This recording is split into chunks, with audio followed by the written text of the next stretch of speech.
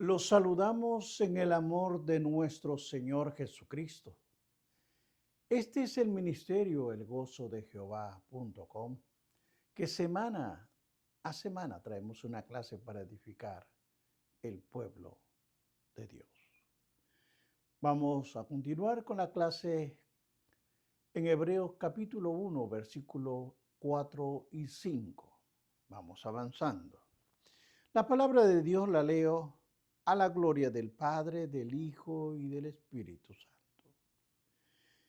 Su palabra dice así: hecho tanto superior a los ángeles, cuando heredó más excelente nombre que ellos, porque ¿a cuál de los ángeles dijo Dios jamás: mi hijo eres tú?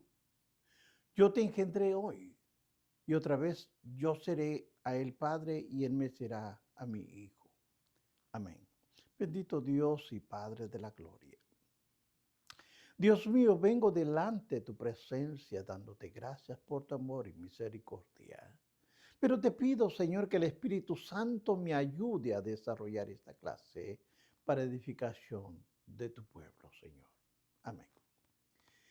Bien, hermanos, a este tema lo he titulado Superior por su título. Esto es muy interesante. Jesucristo es mejor que los ángeles. Primero, que todo, porque tiene el mejor título, un más excelente nombre. Porque ¿a quién dijo Dios alguna vez: mi hijo eres tú? Yo te he engendrado hoy. La respuesta es: a ninguno. Yo seré a él padre y él me será mi hijo.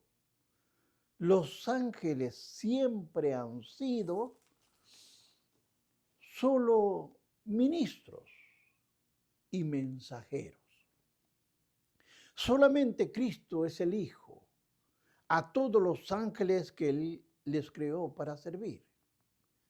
Obviamente, hermanos, es mejor ser hijo que siervo, de acuerdo al libro de Lucas capítulo 15, versículo 19. En realidad, la condición de la cultura hebrea tiene que ver con la igualdad, no con la subordinación, de acuerdo a lo que nos habla el libro de Juan capítulo 5, 18. No existe posición o título más excelso. Ahora, entendamos este punto. Nuestra cultura no le presta mucha atención al significado de los nombres, excepto por los sobrenombres. Por lo general, no se pretende una relación entre la personalidad de un niño y el significado de su nombre, que rara vez se conoce. Pero en los tiempos bíblicos, hermanos, Dios escogía nombres específicos relacionados con el carácter u otro aspecto de la vida de la persona. Es interesante porque este pasaje representa a los judíos la sorprendente verdad de que Cristo es el Hijo eterno de Dios. Pero resulta ser un texto que debe ser leído, entendido, estudiado con sumo cuidado. El hecho de que el Padre engendrara al Hijo parece, a primera vista, un acontecimiento que tiene lugar a un tiempo determinado, porque dice: yo te he engendrado hoy. Yo seré a él padre y él me será a mi hijo. Ahora, entendamos esto. Engendrar trata normalmente con el origen de una persona y por lo general los hijos están subordinados a sus padres. Ahora, visto desde este punto, el título hijo podría sugerir una posición subordinada o existencia temporal. Esto sería una posición muy opuesta a lo que el escritor exalta en estos versículos. Hay que tener en cuenta que para cualquier lector judío del primer siglo, el título hijo representaba una declaración de igualdad con el Padre. Entienda bien esto. Entienda para no entrar en confusión. El título de hijo representa una declaración de igualdad con el Padre. De hecho, como es bien sabido, Jesús fue acusado de blasfemia porque llamaba a Dios su Padre, con el que él mismo se hacía igual. En esa cultura, hermanos, al hijo adulto de un dignatario se le consideraba el mismo rango y privilegio de su padre. La misma diferencia existía en un monarca. Se le otorgaba a su hijo adulto lo mismo. Después de todo, hermanos, el hijo poseía la misma esencia del padre y era el heredero de todos los derechos y privilegios del padre. Y por consiguiente, era igual en todo aspecto de importancia. Por tanto, cuando a Jesús se le llama Hijo de Dios, todos lo entendieron categóricamente como un título de deidad, ya que lo hacía igual a Dios. Más aún, esto es importante, de la misma esencia del Padre. Por eso, precisamente, los dirigentes judíos consideraron el título Hijo de Dios como una gran blasfemia. Pero además, la cita del Salmo 2.7 debe entenderse en su contexto original. Ese salmo habla de una sucesión de voces. Mire usted y lea bien el Salmo 2.7. Dice que hay una sucesión de voces. En los primeros versículos del Salmo dice, las naciones se sublevan contra el Señor y su ungido. Declarando en el Salmo 2.3, rompamos sus ligaduras y hagamos de nosotros sus cuerdas. Versículo 3. Entonces el Padre que mora en los cielos responde, se ríe, se burla de la insolencia de las naciones que se sublevan, declarando, yo he puesto a mi rey sobre Sión, mi monte santo. Versículo 6. Esta revelación humana de ninguna manera representa una amenaza para Dios, ni tampoco, hermanos, una interrupción en los planes que Dios tiene trazado. Al despectivo rechazo que el Padre hace a los rebeldes, le sigue una voz de su ungido. Ahora, Él es el Hijo quien habla y repite la misma postura inquebrantable del Padre, afirmando que las naciones son herencia prometida. Él mismo expresa, los quebrantarás con vara de hierro, como vasija de alfarero los desmenuzarás. Versículo 9. El resultado es que los reyes y las naciones rebeldes de esta tierra ya están derrotados. Sabemos que Él es el Señor quien hace la declaración de victoria, porque Él mismo se presenta en el versículo 7, con el mismo texto citado en el libro de Hebreos, capítulo 1, 5. Mi hijo eres tú. Yo te engendré hoy, y otra vez yo seré tu padre, y él me será a mi hijo. El salmo termina con la voz del Espíritu Santo entre el versículo 10 y 11, haciendo un llamado urgente a los rebeldes a los lectores del Salmo a rendirse humildemente en fe, honrar al Hijo para que no se enoje y perezcáis en el camino, pues se inflama de pronto su ira. Bienaventurados todos los que en Él confían. Salmo 2:12. Ahora, desde esta perspectiva, la palabra hoy, en el versículo 7 de los Salmos y en Hebreos 1:5, adquiere un nuevo significado. Es el decreto, que se menciona en el 2:7. Únicamente puede referirse al decreto eterno de Dios, ya que el vocablo hoy no puede ser una referencia a un día o en un momento en el tiempo, sino a la eternidad pasada. Es una declaración de la condición eterna del Hijo de Cristo, expresada con el Padre y citada aquí por el mismo Salvador. Hay una pregunta. Ahora, ¿qué pasa con las implicaciones de la palabra engendré, que se menciona en el Salmo 2:7 y en Hebreos 1:5?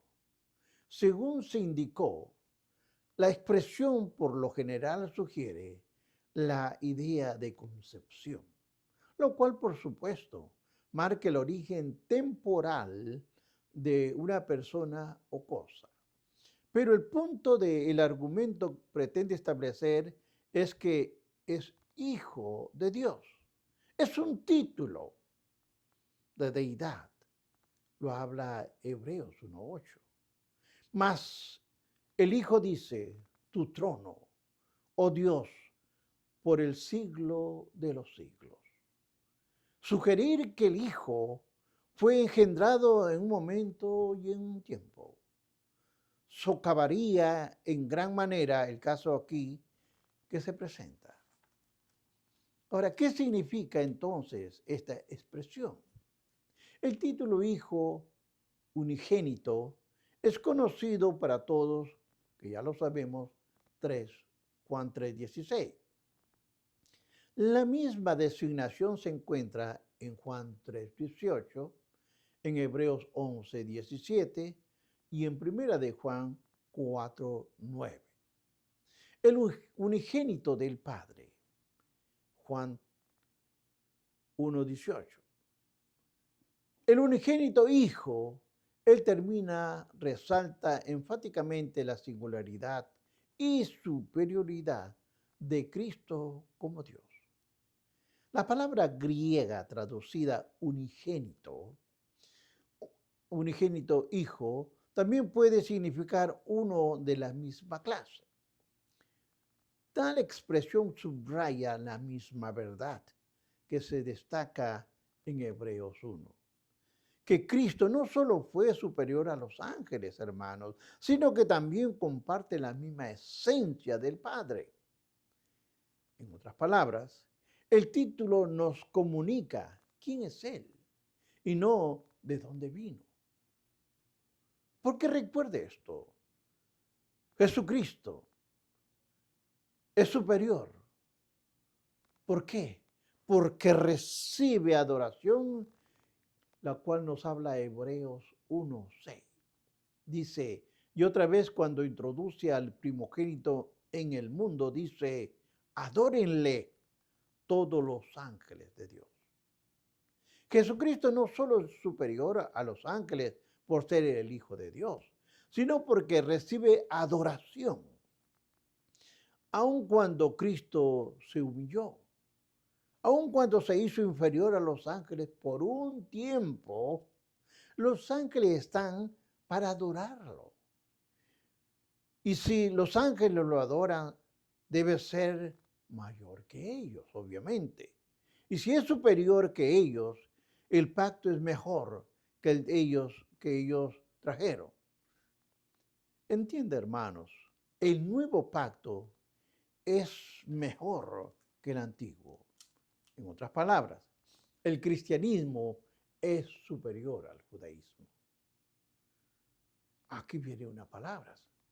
Adórele todos los ángeles de Dios. Es una cita del que se habla en el Salmo 97:7.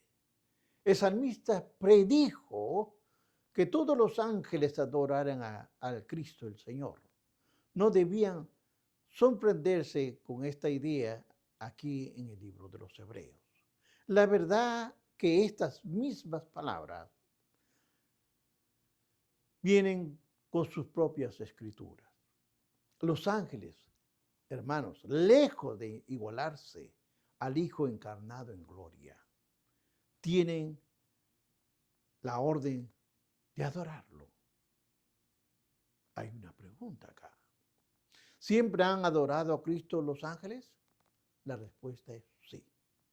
Lo han adorado durante todo lo que lleva extendido el tiempo. Pero antes de la encarnación, entienda bien, pero antes de la encarnación, la adoración como Dios, ahora también lo adoran como el Hijo, en su carácter encarnado. Este Hijo, al cual se le hizo hombre, está por encima de los ángeles. Él es el mismo Dios a quien los ángeles siempre han adorado. Es un pecado absoluto y una violación de las leyes divinas más básicas, adorar a alguien diferente a Dios. De modo que si el mismo Dios dice a los ángeles deben adorar al Hijo, entonces el Hijo debe ser Dios en su forma encarnada, así como en su forma eterna. Cristo debe recibir adoración. Cristo es el principal. Observe usted esto. En este pasaje de estudio, Cristo recibe el nombre de primogénito. Y aquí de nuevo muchas sectas afirman, hay muchas sectas que afirman tener una prueba textual para mostrar que Jesús es un ser creado. Mire usted, miren, Él es el primogénito, ¿ven? Nació tal como el resto de nosotros. Una respuesta que prueba textual relacionada con el libro de Colosenses 1:15. Nos dice, Él es la imagen de Dios invisible, el primogénito de toda creación. Pero primogénito no tiene nada que ver con el tiempo. Se refiere a la posición, no una descripción, sino un título que significa el principal. El concepto está asociado con el primogénito, porque el hijo mayor solía ser el heredero de todas las propiedades del padre. El primer hijo nacido no siempre era el primogénito, ya lo hemos estudiado. Por ejemplo, Esaú era mayor que Jacob, pero Jacob fue el primogénito. Vean en Génesis capítulo 49:3. Da una buena descripción del primogénito. Rubén, tú eres mi primogénito, mi fortaleza, y el principio de mi vigor, principal en dignidad, principal en poder. Fortaleza, vigor, dignidad y poder son las palabras que describen el significado de primogénito. No es una palabra de tiempo, es una palabra para el derecho de gobernar, una palabra para autoridad. Y Jesucristo es el primogénito supremo, el Hijo supremo con derecho a gobernar. Por tanto, estos pasajes no se refieren al nacimiento de Cristo como tal, sino a su soberanía, que es realmente la cabeza del cuerpo de la iglesia. Él es el principio, el primogénito entre los muertos, para que en toda tenga preeminencia, de acuerdo a Colosenses 1:18. Jesús, el primogénito de entre los muertos. ¿Hubo resucitados o resucitaron antes de Jesús? La respuesta es sí, claro. Lázaro, las otras personas que Jesús resucitaba durante su ministerio terrenal, todos los santos del Antiguo Testamento que volvieron a la vida en la crucifixión, todos estos y otros ya se habían levantado de los muertos mucho antes que Jesús. Por lo tanto, obviamente el término no se refiere al tiempo. Jesús, como primogénito, es el más honrado, el más digno, el más alto, el más poderoso de todos los que han resucitado. Él es el mayor y está por encima de muchos. Jesucristo, el significado de otra vez. La estamos viendo. Marque la palabra otra vez, subrayo abajo en su Biblia. Porque la expresión otra vez en Hebreos 1:6 ha provocado entre los comentaristas una dificultad grande. Antes de poder entender la expresión de nuevo, necesitamos mirar la palabra clave en el pasaje mundo. Escribe. Y otra vez cuando introduce al primogénito en el mundo. Adórenle todos los ángeles de Dios. Aquí no se usa la palabra griega, entienda bien, no se usa la palabra griega más común para el mundo o universo. La tierra habitada. Cristo no fue el primero en nacer en la tierra, pero el primogénito, el que tiene más honra, que vino a la tierra, ya habitaba donde habían millones y millones de personas. El orden de las palabras de la Reina Valera. Y otra vez, cuando introduce al primogénito en el mundo, ha añadido confusión a la interpretación en el versículo 6, como se refleja en las traducciones más modernas. El orden griego en las palabras es y cuando introduce otra vez al primogénito. De modo, hermanos, que el versículo 6 de nuevo se refiere a Dios introduciendo a su Hijo primogénito en el mundo en otro momento. Aquí hay una pregunta. ¿Cuándo volverá a ocurrir esto de nuevo? La única respuesta posible es la segunda venida. Dios ya había introducido a su Hijo una vez y lo volverá a hacer en gloria resplandeciente. Solo en la segunda venida se cumplirá la profecía en su totalidad. Recuerda esto. Cuando todos los ángeles de Dios lo adoren. Hermanos, en el presente los ángeles no entienden el concepto general lo suficiente bien como para que le den el Hijo toda la adoración.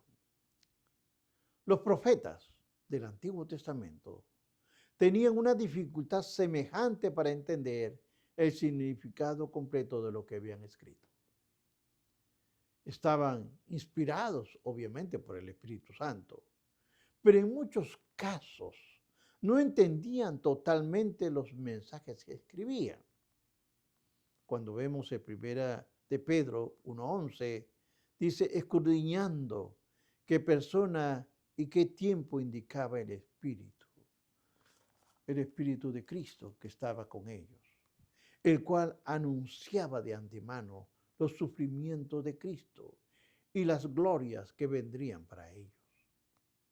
En el versículo siguiente, o sea, primera de Pedro 1:12, el apóstol explica. A esto se les reveló que no era para sí mismos, sino para nosotros. Administraban las cosas que ahora son anunciadas por lo que han predicado el Evangelio por el Espíritu Santo enviado del cielo. Cosas en las cuales anhelan mirar los ángeles. Ellos buscaban ver las cosas que no serían entendibles hasta que Cristo viniera, se predicara el Evangelio y el Espíritu Santo, hermanos, se manifestara. De hecho, estos son las cosas en las cuales anhelan mirar los ángeles. Vea la parte 12b. Los ángeles no entienden aún. Tal vez las entiendan los ángeles de la presencia alrededor del trono. Pero la gran mayoría de los huestes angelicales evidentemente no pueden discernirlo todo. Los ángeles tienen una gran inteligencia, pero no son omniscientes. Cuando Dios traiga de nuevo a su primogénito al mundo, les dirá, ahora tienen el cuadro completo. Y nuestra adoración puede ser total y completa. Vea Apocalipsis capítulo 5, versículos 11 y 12. Juan nos dice, y miré y oí la voz de muchos ángeles alrededor del trono, y de los seres vivientes y de los ancianos, y su número era de millones de millones. Y su número era grande, hermanos, que decían a gran voz, el Cordero que fue inmolado es digno de tomar el poder, las riquezas, la sabiduría, la fortaleza, la honra, la gloria y la alabanza. Aquí, hermanos, está la adoración angelical. Cristo está listo para volver de nuevo a la tierra y tomar para sí. En Apocalipsis 5:1 se dice que el Padre tiene título de la propiedad de la tierra, o sea, el libro. A quienes estaban alrededor del trono decían, ¿quién es digno de abrir el libro que desatar sus sellos? Versículo 2. Juan lloraba porque no había nadie que lo abriera. Y de repente uno de los ancianos le dijo, no llores. He aquí que el león de la tribu de Judá, la raíz de David, ha vencido para abrir el libro y desatar los 7 sellos. Vea versículo 5. Entonces Jesucristo, el Cordero, tomó el rollo. Cuando estaba a punto de desarrollar los juicios y tomar posesión de la tierra, los ángeles dijeron, ahora todo está claro. Y había un número incontable de ellos, de todas partes del cielo, que emergieron en alabanzas, junto con las otras criaturas del universo. Veamos Apocalipsis 13, 14. Capítulo 5, versículos 13 y 14. Y todo lo creado que está en el cielo, sobre la tierra, y debajo de la tierra en el mar, y todas las cosas que en ellos hay, oí decir que estaba sentado en el trono. Y al Cordero sea la alabanza, la honra, la gloria y poder por los siglos de los siglos. Los seres vivientes decían amén, y los 24 ancianos se postraron sobre sus rostros y adoraban al que vive por los siglos de los siglos. Aquí se habla de la segunda venida, cuando se revelará por su gloria como hijo, como el primogénito. Finalmente, hermanos, los ángeles entenderán todo cuando lo vean venir como el Rey de Reyes y Señor de Señores. Que Dios los bendiga